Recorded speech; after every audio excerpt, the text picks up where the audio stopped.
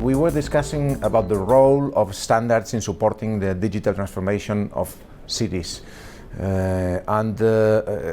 Cities are huge structures managing huge amount of data that in many occasions it's not connected, and it leads to the management of city services in, let's say, a way that could be improved, a way that could be more efficient. This is where standards come in place. Standards facilitate a common language.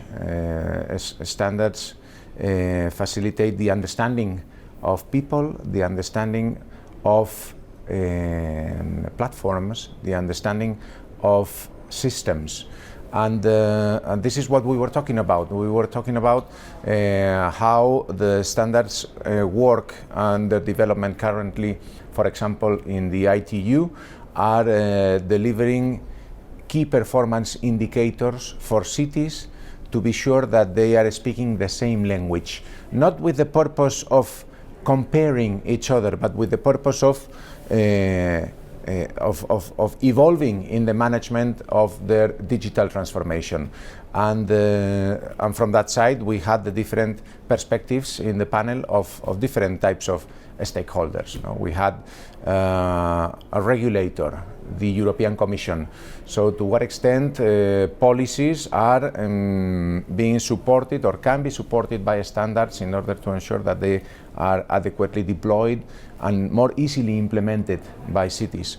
We had the perspective of a city here in Switzerland that it's now being awarded, by the way, and so how for them it was useful really to have that set of standardized indicators to measure what they were doing. We had the perspective of a technological park in Korea, also from their side, as to how those kind of innovative services in cities also contribute to the digital transformation of cities. This was more or less what we covered in our panel.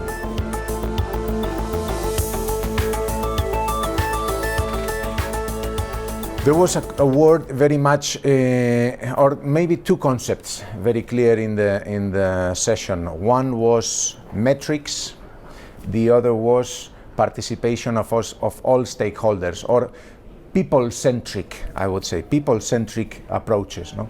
So for the metrics, I already made a reference before. For the metrics, it was clearly one of those issues identified in standardization roadmaps several years ago already. So we need common terminology, we need common indicators that cities understand and can progress on the basis of them.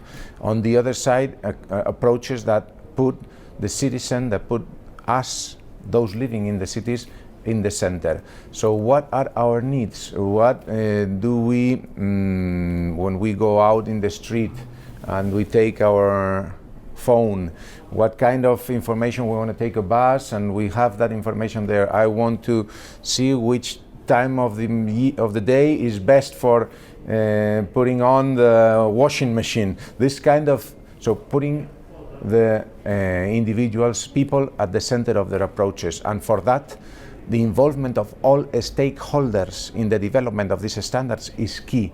We need to have around these tables or virtual tables lately developing the standards, all participants, all perspectives, those of the regulator, as I said before, those of those managing the cities, those of those managing the services provided by the cities, but of course those representing the users at the end of the day, those of us that say, hey, I need this, I need that, which are, and then a point was made by several of the participants in the table about how important it is to consult the citizens, to ask in an open way which are the needs that we have and see how they can connect their data to analyze and to offer better services, more or less.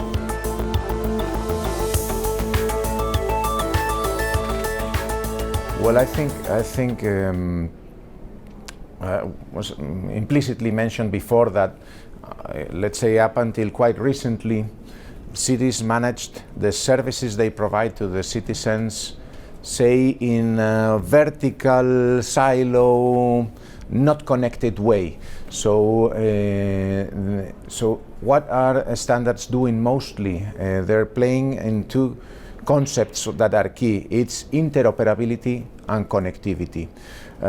Ensure that the different platforms in the city that manage the data of the different services can speak to one another, and that the output of that connection, of that interoperability, provides data to the city managers that can be analyzed, interpreted, and consequently propose improvements on the basis of that. This is, to me, the key contribution of standardization in this ongoing process.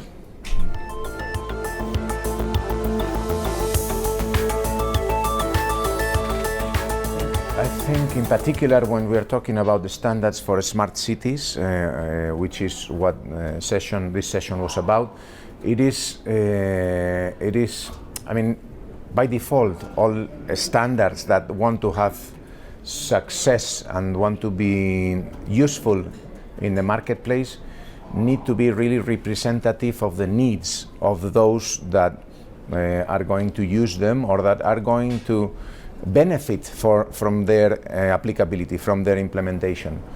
This can seem very basic and logical, but it's not the default way of developing standards. You know?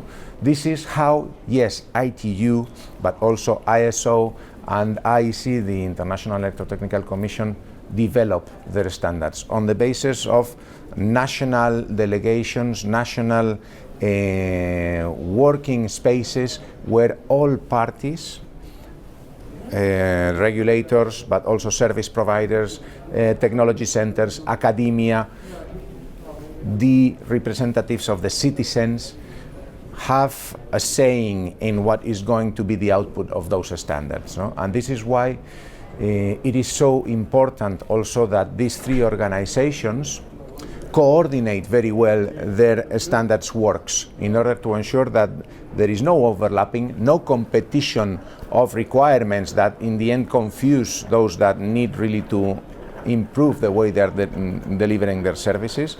And last but not least, they need to ensure that they look forward with as much as possible as I said, a coherence in their work programs. So the challenges are similar, but we have limited experts in our countries, limited number of people working on this, so we cannot put them to work simultaneously in the same things in different organizations. We need coherence and coordination between the three organizations, ITU, ISO, and IEC.